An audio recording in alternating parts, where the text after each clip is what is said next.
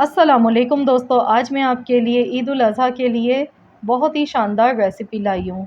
ईद के मौके पर पहले दिन ये रेसिपी तकरीबन काफ़ी घरों में बनाई जाती है और ये बहुत ही मज़ेदार रेसिपी है।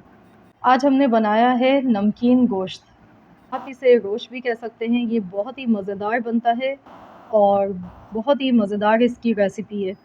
तो इस रेसिपी को आपने ज़रूर पूरा फुल वॉच करना है और इस रेसिपी को आपने इस ईद पर ज़रूर ट्राई करना है। तो चलिए हम रेसिपी देख लेते हैं। तो यहाँ पर हमने बीफ लिया है, मैं इसको बीफ से बना रही हूँ, आप चाहें तो इसको मटन के साथ भी बना सकते हैं। तो यहाँ पर हमारे पास बीफ हमने ले लिया है, तकरीबन ये 3 पाव के करीब है और इसमें हमने नली वाली हड्डी भी साथ में ली है। तो इस रेसिपी में हड्डी वाला गोश्त भी इस्तेमाल किया जाता है, इससे जायका बहुत ही अच्छा आता है। तो मैंने 2 नली वाली हड्डी इस तरह की ली है और साथ में हमने यहाँ पर बीफ ले लिया है। आप चाहें तो बड़े टुकड़ों में भी काट के ले सकते हैं। तो प्रेशर कुकर में इसको हम बना रहे हैं। तो सबसे पहले इसमें हम 2 छोटे साइज़ के मैंने टमाटर लिए हैं, साबुत इस तरह से डाल दिए हैं टमाटर, और 1 प्याज ली है दरमियाने साइज़ की। तो इस तरह साबुत प्याज आपने डालनी है इसमें, इसका अरोमा बहुत ही अच्छा आएगा निकल कर। और आप चाहें तो इसको नॉर्मल बर्तन में भी बना सकते हैं। आधा चम्मच साबुत काली मिर्चें मैंने डाल दी हैं और नमक साथ में डालेंगे थोड़ा सा, नमक थोड़ा कम ही डालिएगा। और अब हम इसमें लहसुन और अदरक डालेंगे इस तरह से, साबुत लहसुन और 1 इंच अदरक कटा हुआ इस तरह से टुकड़ा हमने ये डाल दिया है। तो बस अब हम इसमें पानी डालेंगे। बहुत ही सिंपल रेसिपी है और जायके में बहुत ही उम्दा मज़ेदार है। तो प्रेशर कुकर में हम इसे बना लेते हैं।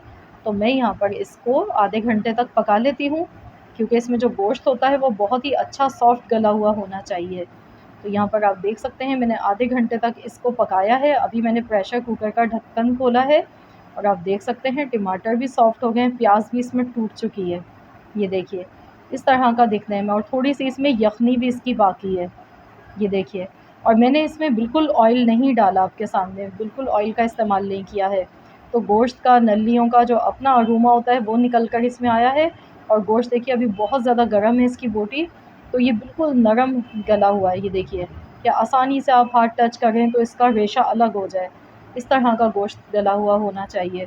तो ज़रूरी नहीं है कि आप भी प्रेशर कुकर में बनाएं, आप नॉर्मल बर्तन में भी इसको बना सकते हैं जो आपको आसान लगे। लेकिन नॉर्मल बर्तन में इसको बनाते हुए तकरीबन 2.5 से 3 घंटे लग जाते हैं। तो हल्की आंच पर इसको पकाया जाता है। तो बस ये तैयार है यहाँ पर। ये देखिए इसकी यखनी आप देखें कितनी मज़ेदार, बहुत ही लाजवाब यखनी है साथ में। तो ये नमकीन गोश्त हमारा बनके तैयार हो चुका है। तो चलिए निकाल लेते हैं इसको, डिश आउट कर लेते हैं। तो ये देखिए मैंने डिश आउट कर लिया और आप देख सकते हैं लुक वाइज़ कितना मज़े का लग रहा है। और ऊपर देखिए आपको इसका ऑयल भी नज़र आ रहा होगा, जबकि हमने ऑयल का इस्तेमाल नहीं किया क्योंकि इसमें हमने नलियों का इस्तेमाल किया था, तो उसका अरोमा इसमें निकल कर आ चुका है। तो बहुत ही मज़ेदार सा ये हमारा नमकीन गोश्त बनके तैयार हो चुका है। और कुर्बानी के मौके पर तो अक्सर घरों में ये रेसिपी लाज़मी बनाई जाती है, क्योंकि ये लगता ही इतना मज़ेदार है। और जो ताज़ा ताज़ा गोश्त आता है घर में, तो उससे फ़ौरन बनाए तो ये बहुत ही मज़े का लगता है। तो ये देखिए गोश्त कितना अच्छा गला हुआ है, इतना ये भी गर्म है कि हाथ से इसको मैं तोड़ नहीं पा रही हूँ, इतना ज़्यादा ये गर्म है। ये देखिए, तो आप चाहें तो इसमें ऊपर से पिसी हुई काली मिर्च का पाउडर डालकर भी इसको खा सकते हैं, थोड़ा सा नींबू का रस भी डाल सकते हैं इसमें। तो जैसे आपको पसंद हो आप इस रेसिपी को ज़रूर ट्राई करें। ये बहुत ही मज़ेदार रेसिपी है, बिल्कुल हेल्दी है, बहुत ही कम मसालों के साथ देखिए हमने बनाया है, कोई इसमें मसाले नहीं गए।